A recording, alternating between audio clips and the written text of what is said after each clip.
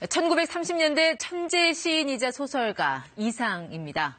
27살의 젊은 나이에 폐병으로 숨진 그는 오감도, 건축무한, 육면각체, 날개 등 전위적이고 난해한 작품 세계로 그의 소설에 나오는 말마따나 박제가 되어버린 천재로 불립니다. 시대를 앞서간 그의 문학성을 기리기 위해 1977년 이상문학상이 제정됐습니다. 첫 해 김승옥을 대상 수상자로 뽑은 이래 박완서, 이문열, 은희경, 한강 등 한국 문학의 대표적인 작가들을 이상의 얼굴로 선정했습니다. 회를 거듭하며 전통과 권위가 쌓인 덕분에 수상 작품집이 발간되면 어김없이 베스트셀러에 올랐습니다. 자, 이렇게 이 빨간색 띠를 두른 이상문학상 수상 작품집, 한국 문학 독자들에겐 그래도 믿고 사볼 수 있는 작품집으로 다가선 지 오래입니다.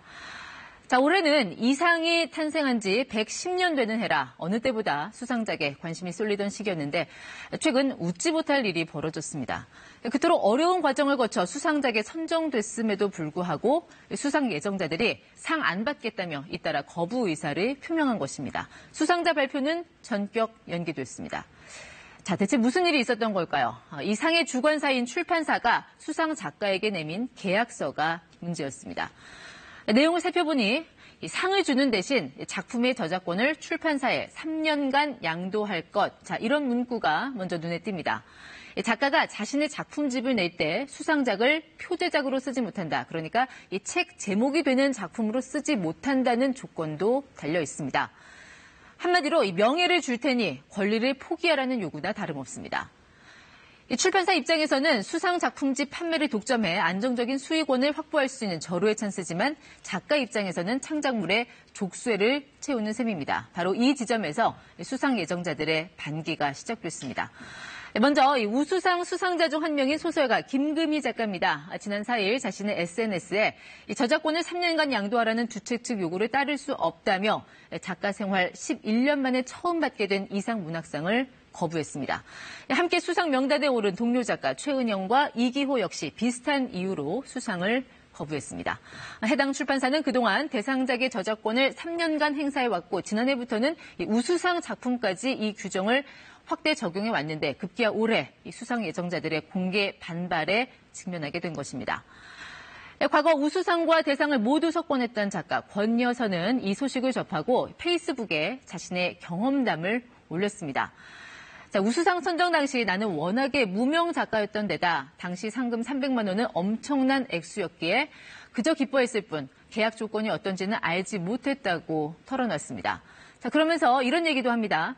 정식 계약을 하러 갔을 때 담당자는 고지한 계약 외에 이 출판사에서 의무적으로 2권의 책을 발간해야 하는 조건을 추가해서 제시했다는 겁니다. 이 조건을 수락하지 않고 수상을 거부했더니 당황한 주최 측이 한 발 물러섰다. 자, 이렇게 털어놨습니다. 이번 역시 주최 측은 관행이었다고 항변하지만 이 젊은 작가들에게 이런 조건은 더 이상 통하지 않았습니다. 작가들의 당당한 수상 거부에 지지 글도 잇따르고 있습니다. 문학평론가 김명인 교수는 문학을 한다는 것은 기본적으로 세상에 싸움을 거는 일이고 작가는 세상에 어깃장을 놓고 싸움을 거는 존재라는 말로 지지 의사를 밝혔습니다. 앞서 자신의 경험담을 공개한 권여선 작가 역시 이토록 든든한 작가들이 버티고 있으니 기쁜 날이고 참 좋다라는 말로 후배 작가들을 격려했습니다. 프랑스의 가장 권위 있는 문학상 공쿠르상은 상의 재정 취지를 이렇게 밝힙니다. 돈으로 권위를 사지 않고 액수로 명예를 치장하지 않겠다.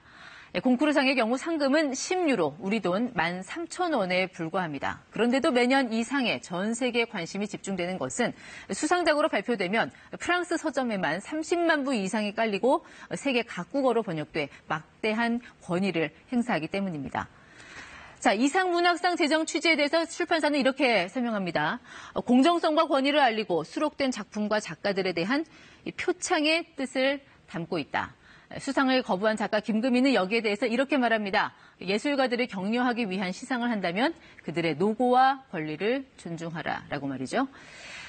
자, 이 반세기 가까이 구축해온 문학상의 권위가 무너지는 데는 오랜 시간이 걸리지 않습니다.